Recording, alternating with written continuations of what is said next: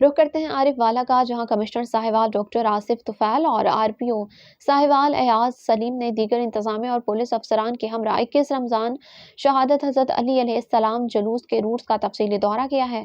اس موقع پر انجمن اسنا عشری رجسٹرڈ عارف والا کے عہدیداران اور امن کمیٹی کے ممبران بھی ان کے ہمراہ تھے۔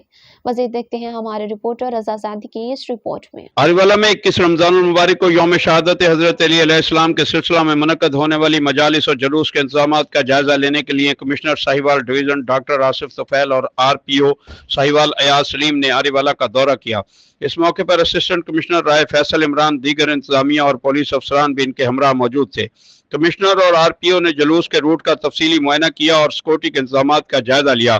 افسران کو ہدایت کی گئی کہ عزاداروں کے تحفظ کو یقینی بنانے کے لیے فول پروف سیکورٹی پلان پر عمل درآمد کیا جائے اور جلوس کے دوران امن و امان برقرار رکھنے کے لیے تمام وسائل بروئے کار لائے جائیں۔